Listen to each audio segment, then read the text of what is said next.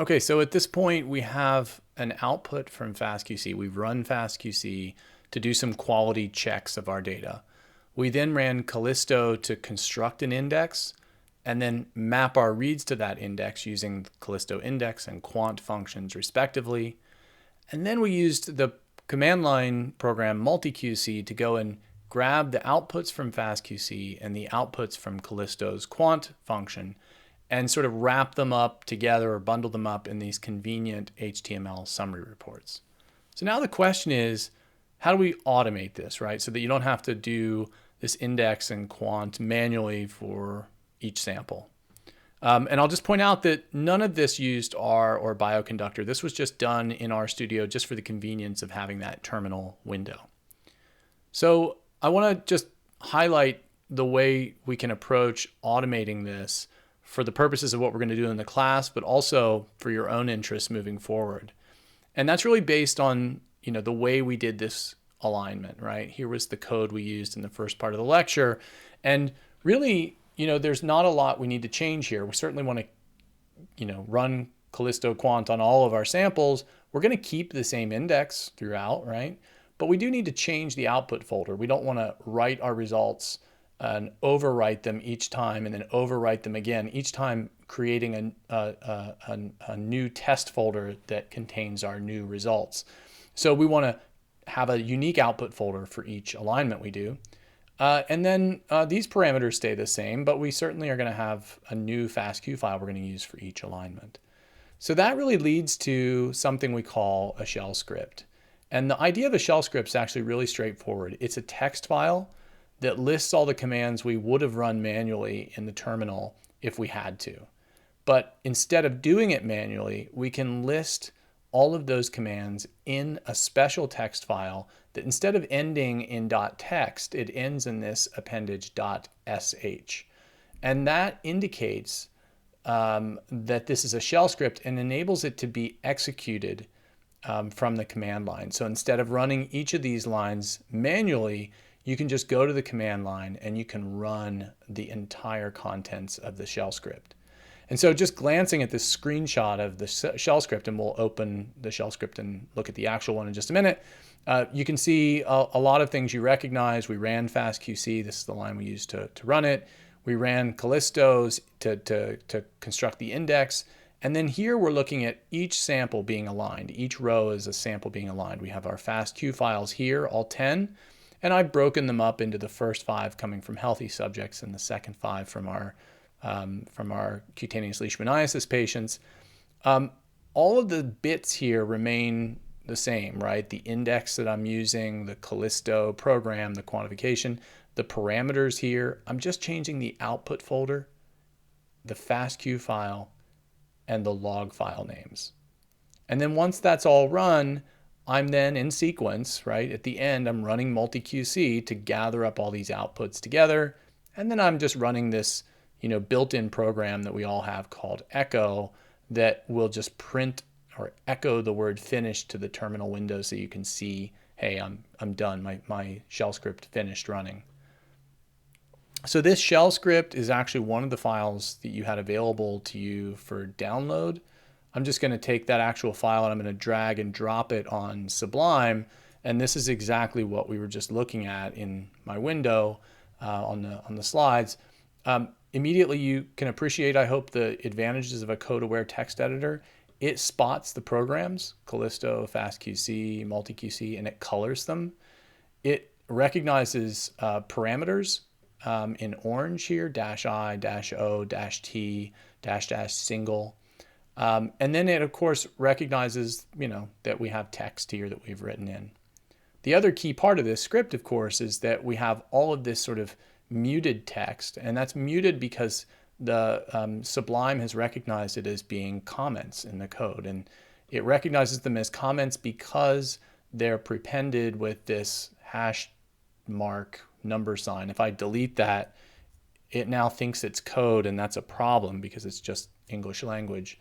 So comments are really important parts of any script, and we'll talk more about comments as they relate to our scripts later. But they're really important because they tell anyone else who might open this shell script sort of what we're trying to accomplish here and why.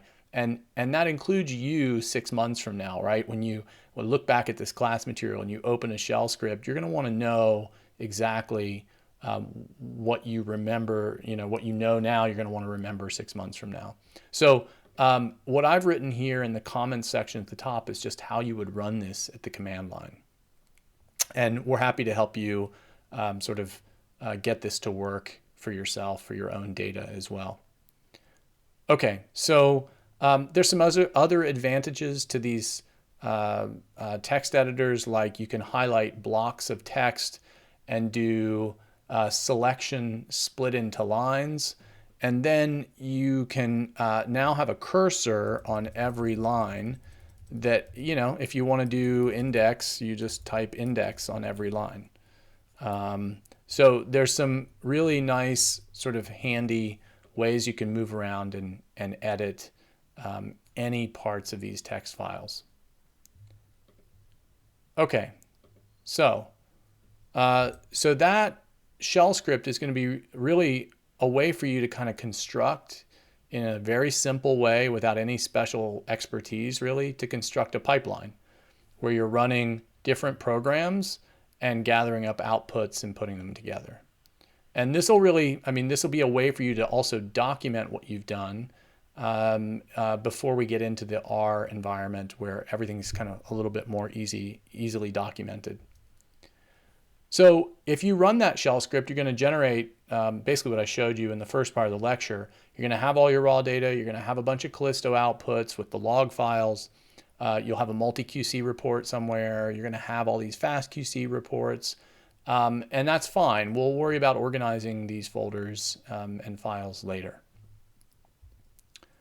All right, so in the last part of the lecture, we took our FASTQ files and we aligned them to these reference files. But if you remember, before we could do that, we had to construct an index from this reference FASTA file.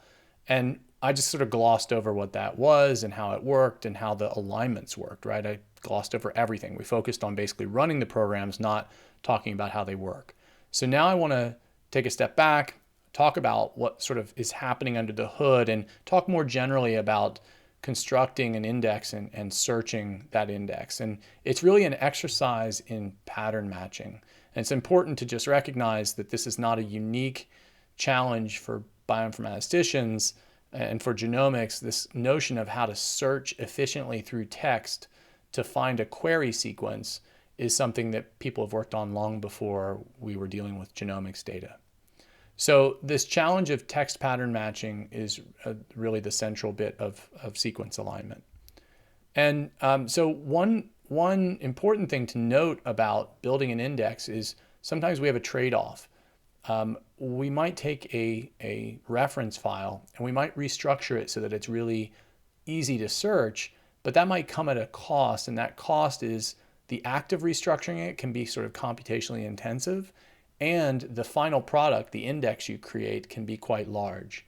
Now, in the case of Callisto's index function, we created an index that was about 2.5 gigs in size, but that can be different depending on the aligner. So as an example, star, which is a very popular, very powerful, and very fast aligner, is very computationally intensive to construct an index and very memory intensive. And that's why we don't use it in class. We actually can't pull this off on our laptop. So as an example, this is me building an index from the human genome with star on our workstation in the lab. And that workstation has 12 cores, so 24 threads. You see all 24 here. And you can see they're all working at 100% capacity to build this index. And we haven't even started the alignments yet. Not only that, but the memory, the RAM on this machine, we have 500 gigs of RAM, so it's huge. At least with respect to a laptop, which has about 8 gigs. We're using 70 gigs of RAM just to build the index. And once those indexes are constructed, they're quite large. They're 10 times the size of the index we built from Callisto. And that's 28 gigs for the human genome, 25 for the mouse. Again, just like with Callisto, these indexes can be reused, so you only need to do it once. But they're big. They're the size of our raw data for the data set for the course. So index construction can be computationally intensive, but the reason we go through that is because it creates a file that's much easier to search. And so that notion of searching and restructuring text is really central to some of the most important advancements in bioinformatics and genome alignments and RNA-seq alignments in the last 15 years. And so I thought I'd just talk about one example of that. And that's something called the Burrows-Wheeler transform. And it allows us to sort of talk about taking text and structuring it and searching it, this sort of basic concept of pattern matching. And instead of trying to wrap our heads around the quite complicated, Burrows-Wheeler transform you might carry out on that reference human transcriptome, we're just going to talk about it for a simple word in the English language, tattletales, which has multiple repeated letters like 4 T's. And so to do a Burrows-Wheeler transform of tattletales, I start by writing the word and ending it in a special character, a $, that the Burrows-Wheeler transform is going to sort of use as the way to demarcate the end of the word. And the Burrows-Wheeler transform starts with a rotation of the letters in the word. And so the T, we're going to pick it up and we're going to carry it over and we're going to drop it on the other side of this $, and we're going to sort of shift everything to the left so that the A ends up over here. And when we do that, we end up with attle tails $T. And we're going to keep repeating that rotation. All right, now moving the A and dropping it on the other side of the T to give us TTLE tails $TA. If we continue all possible rotations of the word, we end up with this rotational sort of matrix where we can see now this, if we keep our eye on the $, it's sort of shifting all the way over from its last position in the matrix to the first position. So this rotation of the word tattletales is really the first step in our Burrows-Wheeler transform. And this matrix has some really interesting properties and becomes really useful to us. One of the properties is that we can now take the rows of this matrix, we can number them, in this case there's 12, and then we can sort them lexicographically or alphabetically, like we would look something up in a dictionary that, AT would come after AL. So if we now resort these rows lexicographically based on this first column, then we end up with this now reordered matrix where that first row, tattletales, is now down here because it starts with a T. The $ is actually lexicographically sort of the lowest or first character even before A, so it goes first. All right, now, if we actually just ignore everything to the right of the $ and we sort of ghost those characters out, what we have here is something called a suffix array, which is a list of all possible suffixes of tattletales. The longest suffix, of course, starts at the A and is attletails, which is here. We also have the whole word itself in the suffix array there, I guess. But the smallest suffix is just the $ that we ended the word with. And a suffix array alone is a text structure that is used to construct some indexes, like the star index I just showed you, that then allows you to quickly search through that index. For example, if you were searching for the word ale, you could find ale because you're ordered lexicographically and you've got the index position 8 that tells you the word ale starts there. So even this simple notion of a suffix array is useful for structuring something, for searching it. And it's actually very sort of tied to a Burrows-Wheeler transform. So let's keep going with the BWT. So Burrows-Wheeler transform matrices like this, the first column and the last column are particularly important. And in reality, we can sort of forget about everything else between those two. All the content of this matrix can sort of be regenerated or understood from the first and the last column. And so the actual Burrows-Wheeler transform of tattletales is the last column. So if you take tattletales and you do what I just showed you, you end up with STTLLATEE $TA. That is the BWT of tattletales. And we don't have time to get into this now, but you can regenerate this entire matrix just from the last column, really simply. If you're obviously doing this for really long input sequences like a reference file, there's lots of repeated characters. They tend to cluster together. And there's additional steps you can use to compress this Burrows-Wheeler transform that we just won't get into. And this concept of Burrows-Wheeler transformations and suffix arrays is really part of the central aspect of bioinformatics algorithms. So one thing to keep in mind is that this first and last column of the Burrows-Wheeler transform matrix have a unique relationship to each other, and there's some interesting properties I want to highlight. One is that if we pick any letter from the transform here and we mark them in terms of their position in the word, we can see that the order of these T's, in this case that I've marked, the fourth T in the word tattletales, first, third, and second, that order vertically is preserved here, fourth, first, third, second. And that's the case for all letters. They're ordering in terms of a single letter. If you pick out any single letter, for example, A2, A2 is going to come before A1 here and here, A2 and A1. And so this first last relationship with the Burrows-Wheeler matrix is actually really critical to allowing us to find any sequence in that matrix.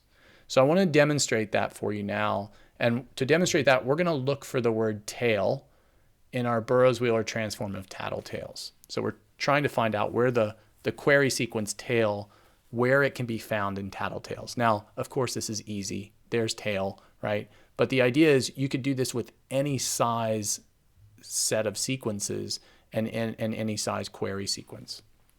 So with searching a Burrows-Wheeler sort of matrix like this, we're going to search for the last letter of our query sequence first, the E. And we see two E's here, so we're going to mark those. And we're going to take advantage of that first-last relationship. And we're going to travel across the matrix to that last column. Remember, we can kind of ignore everything else in between. And that brings us to these two L's of tattletales. And what we can do now is follow those two L's back to the first column. And now we found LE. So we actually located the next letter in our suffix sequence here, LE.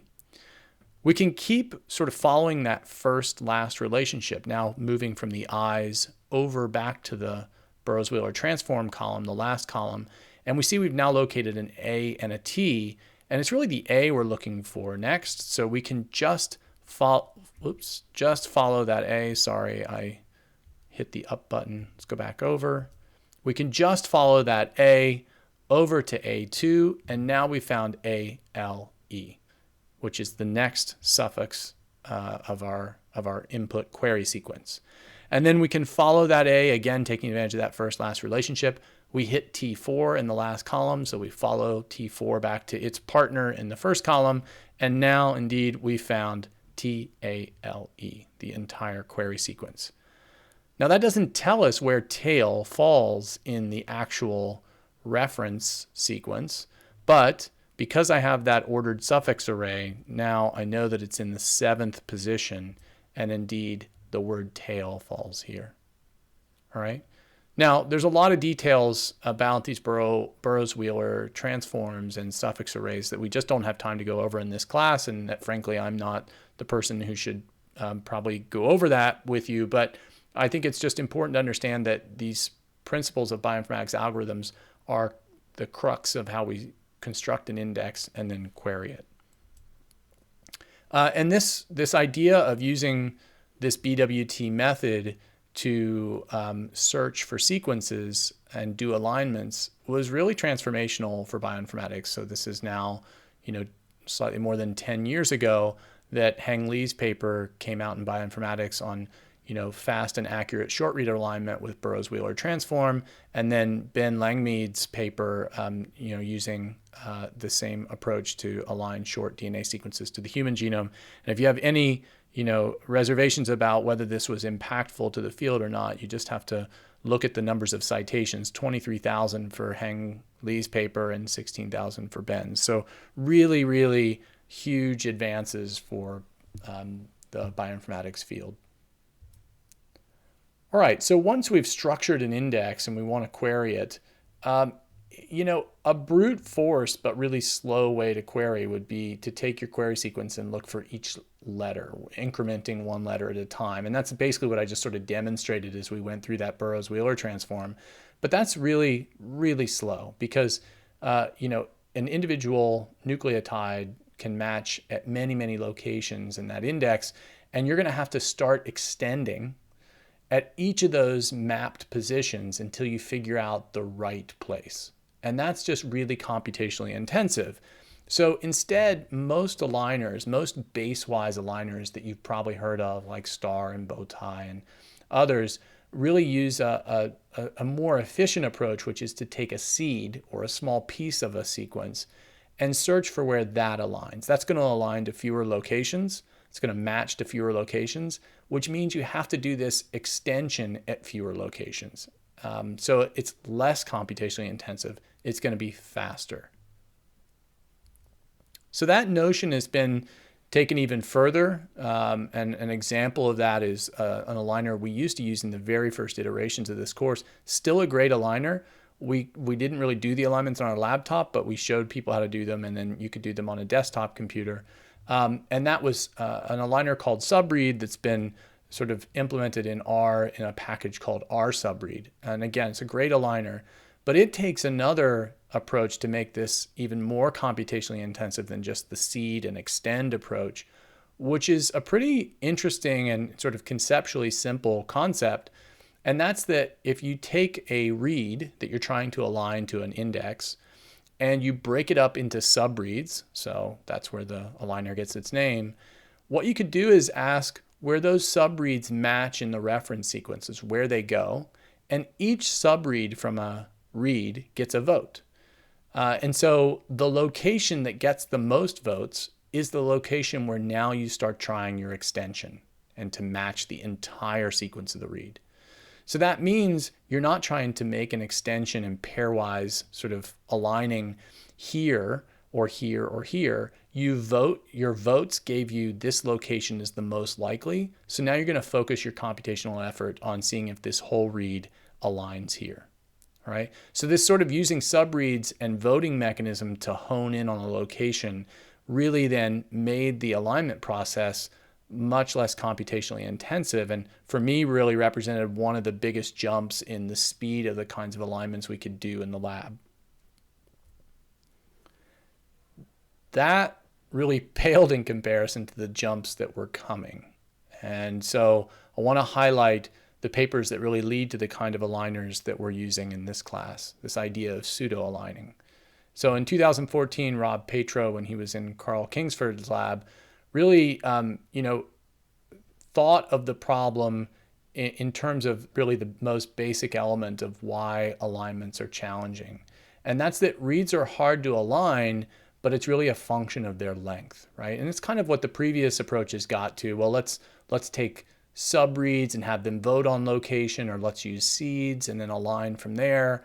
But Rob's idea was, why not just approach the problem by just shredding the reads up into k-mers, sort of like the subread approach, and just asking for exact matches, not really trying to do this matching and extension part, which is the bit that's hard, right? If you're trying to extend, if you have a small subread and you're matching it to multiple locations and then trying to extend and computationally match at each of those locations, it gets complicated. So they developed this program called Sailfish. And the idea behind Sailfish is it really replaces approximate alignment of error-prone reads with taking those longer error-prone reads, breaking them up into k-mers, and looking for exact alignment of short k-mers. And so that really, that concept of alignment-free quantification of gene expression was really pretty transformational. And that really wasn't that long ago. And it allowed you to really move away from this most computationally intensive part of read alignment, which was, taking a read that's 150 base pairs, taking a small seed from it and trying to extend that seed at many locations in the reference until you found the place where that 150 base pair read aligned. And so that was the idea of Sailfish and this idea of lightweight read alignment. And what they state in the paper, and I really like this, is that by not requiring read mapping, Sailfish avoids parameter specifying altogether.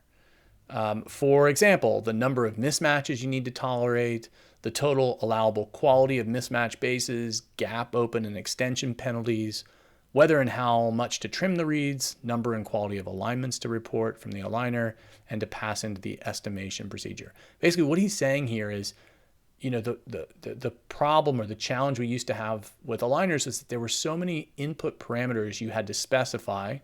Some had default settings, some didn't, that it was really hard to know maybe how best to use the aligner. You had to turn on and toggle and tweak so many different knobs before you could start alignment.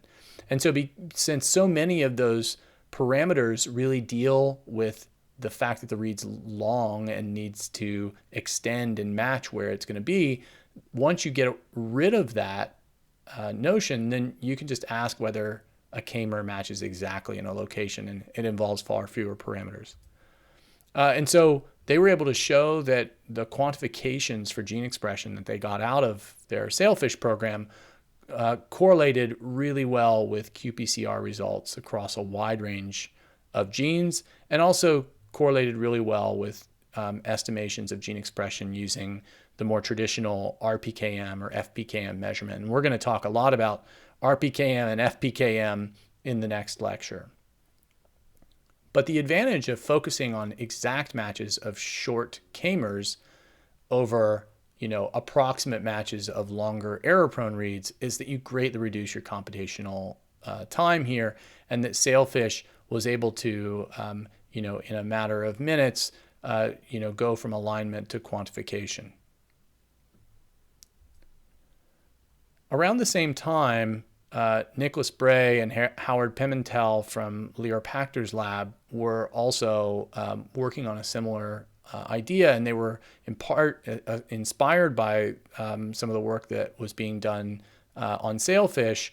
And so they published a paper in Nature Biotechnology in 2016. By the way, both groups published their papers on preprint servers, so we were able to use this software at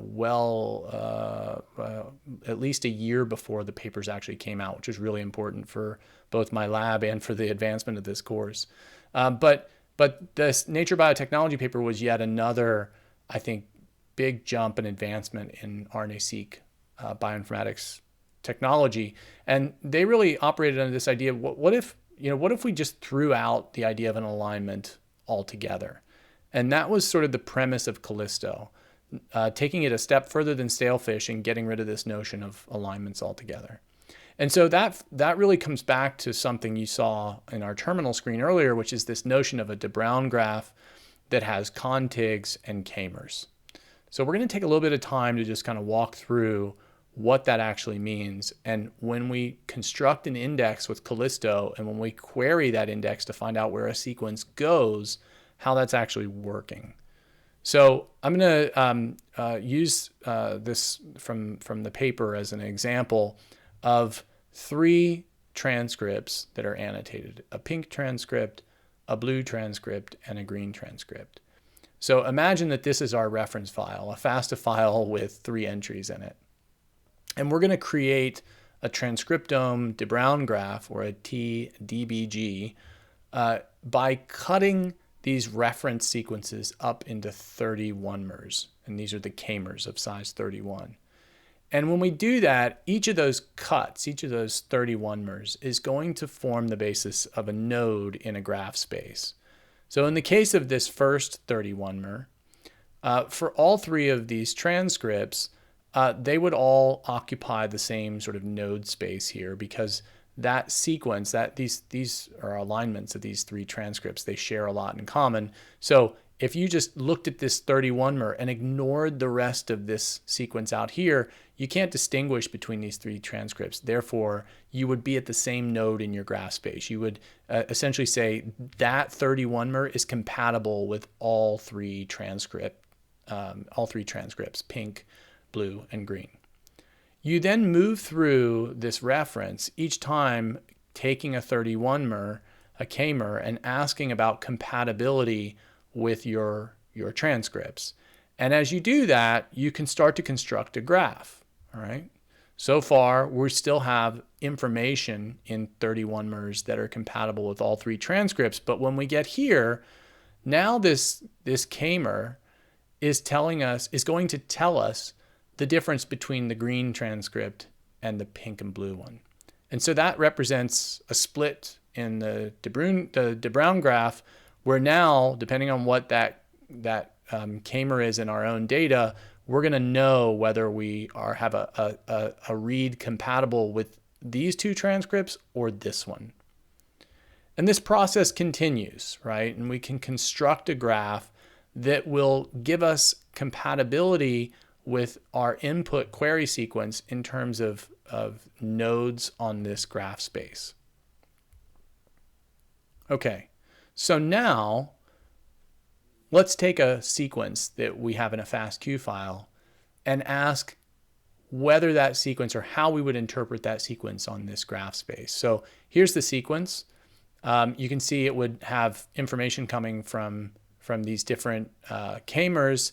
And what we would know from our reference file is that with respect to the first 3 k-mers in our index de Bruijn graph, we really can't tell, I guess I should phrase it this way.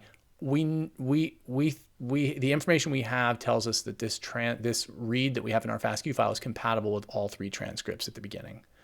But now, as we get information further along in our read, now we follow this path in the de Bruijn graph. We have information that suggests that our read is compatible with these nodes, not the green one.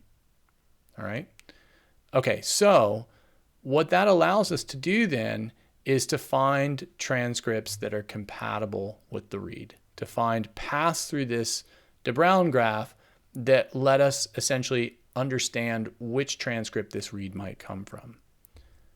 To make things even more efficient, so you're searching this graph space and you're really focused on nodes rather than on exact base-wise alignments, to make things even faster, they found that you could actually skip over nodes that didn't change your sort of information in the graph space. So for example, if I know that my read is compatible with this first node, I don't need to gather information from these additional nodes because they don't change my sort of path through this graph space. I can jump to the next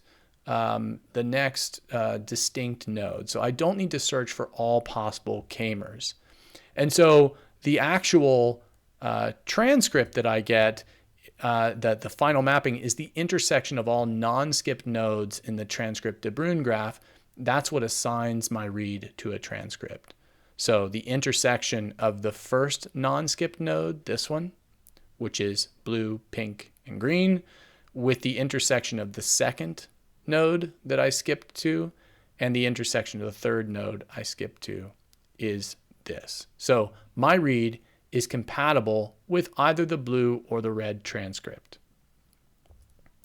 And what Lior's group found was that for most reads, only 2 k-mers, so only two 31 mers needed to be hashed because all the k-mers from the entire read mapped to a contig, a contiguous region in that transcript de Bruijn graph.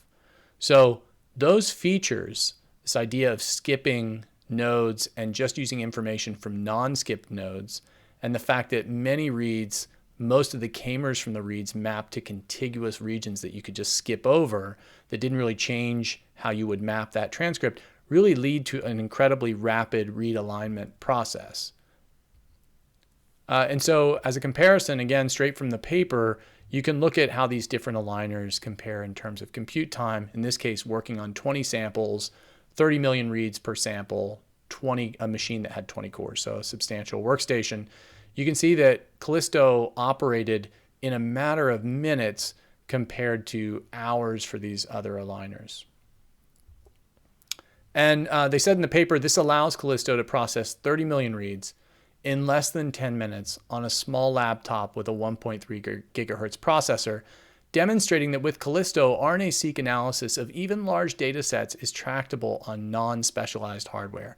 I mean, this really changed the way we do RNA-seq in our lab and with our collaborators, but also in my opinion, really changed the way we teach students about how to do read alignments and RNA-seq. And so now this becomes, this sort of, modest out-of-the-box laptop becomes a bioinformatics workstation, at least with respect to RNA-seq. Okay, so Callisto is really fast. And so, to sort of think about that speed, then a simple word count of a sample of a FASTQ file and a reference file took 1 minute and 15 seconds, providing a lower bound on the speed with which mapping could be performed. Basically, they're saying, yeah, we're getting so fast here, we're approaching sort of the limit of what, how fast you might be able to do an alignment. I can tell you that when I used 24 threads on our 12-core machine, 500 gigs of RAM, it takes 2 minutes to map 47 million reads without any bootstraps. I'll talk about what that means in a minute. Bootstrapping takes about 4.5 minutes per sample. So what's possible when you have such a fast aligner? And I think that's the next interesting thing that they did with Callisto, was to ask, all right, if we have something like this that can map millions of reads really, really quickly, what does that allow us to do that we couldn't do before? And so one of the things that I think is really creative is they said, well, one thing it would allow us to do is repeat that read mapping process over and over again. And the advantage of that is it allows you to generate bootstraps for the quantifications. In other words, you can do a read mapping with a FASTQ file, then you can dip back into that FASTQ file and grab out a small subset of reads and redo the alignment and quantification of gene expression. It will be a little different. And those subtle differences in measurement of gene expression are not biology, they're just technical artifact. In fact, they're technical replicates. And in doing that, you can, if you do that repeatedly, dip into your FASTQ file, grab a sample of 1 million reads, like I did as an example in the last part of the lecture, and throw them against the reference file and quantify gene expression from that subset of reads. If you do that repeatedly, each of those repetitions being a bootstrap, then you've effectively modeled the technical variance in your data set.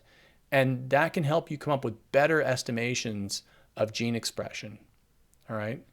So they actually show that the variance they get for these 40 subsamples of 30 million reads versus 40 bootstraps of just one sample, that there's a high correlation. In other words, these bootstraps really do function like technical replicates.